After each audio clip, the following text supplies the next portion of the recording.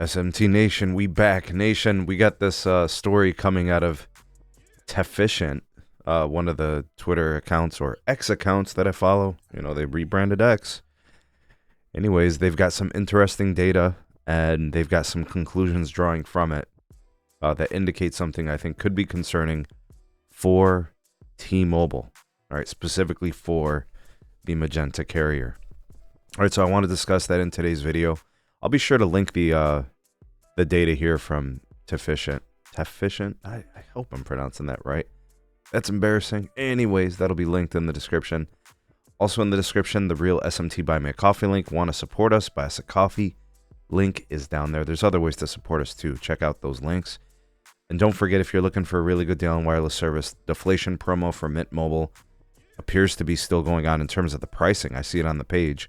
I refresh it all the time, and it's still there. So take advantage of that offer, mintmobile.com/sneed. Use our link, and you'll be helping out the channel.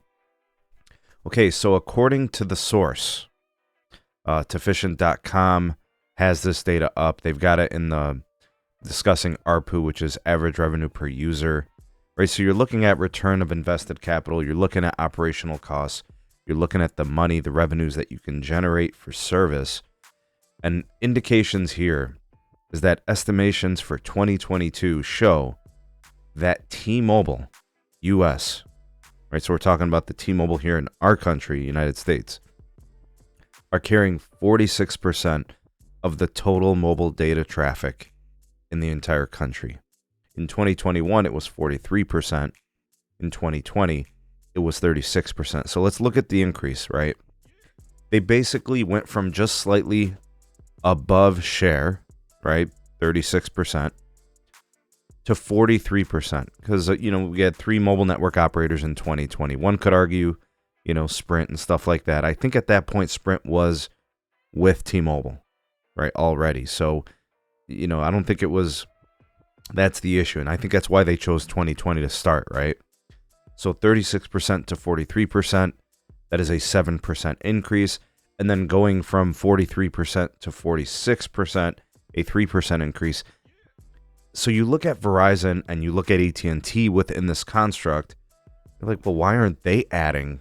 Why aren't they taking? What's going on at T-Mobile? Well, there's a couple of things going on here. Number one, the T-Mobile customer has been accustomed to and adopted unlimited data plans for the longest time, right? Going back, 10 years ago. It wasn't until more recently AT&T and Verizon kind of got back on the unlimited data plan bandwagon, right? So I think that's part of it.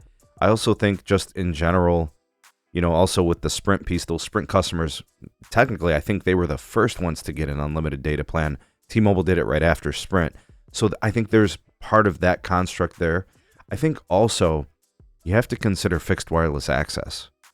If that's tied up into this, I know it says mobile data traffic, but we're not really sure if, because it's a mobile network operator, they only run one network. I don't know if they're distinguishing that traffic. So maybe that bump going from 43 to 46, that could have something to do with it, with fixed wireless access growth. I don't know. I'm not sure.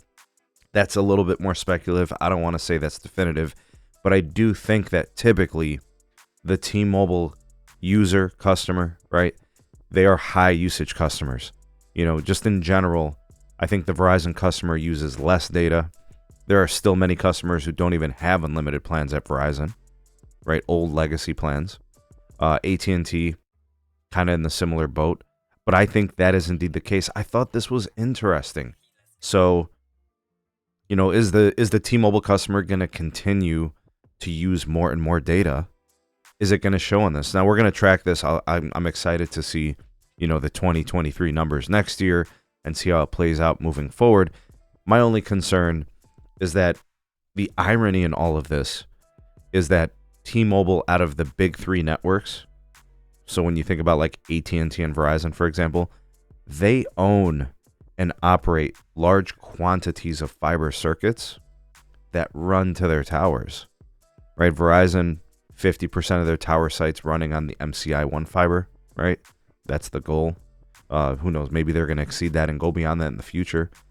AT&T wants to be at like 75%, right? I don't know what they currently are, but that's the goal. T-Mobile doesn't own and operate fiber. They have to lease it from, ILECs and providers, and of course paying for that is obviously there's no owner economics in it. You're just leasing and renting, and that's fine. That's how they do their business. That's their model. It's fine. But I feel like the pricing pressure on them is the hardest, and they have the highest usage, which is incredible, right? And Verizon is doing millimeter wave, and they're doing fixed wireless access as well. I'm seeing this as something to monitor, and I don't know if you guys are concerned about this moving forward. I mean, T-Mobile does have quite the capacitive network, and of course, there's always the risk potentially of it slowing down over time due to things like this kind of showing that. I don't know. Are you guys concerned, or do you feel like T-Mobile will keep up? I personally believe, T-Mobile's going to keep up. I think they'll adjust accordingly. I think that, they'll continue to scale, more spectrum, clearing for them. They got a little bit of C-band, some DoD. They've got some cell splits and some small cell initiatives they can start to kind of focus on.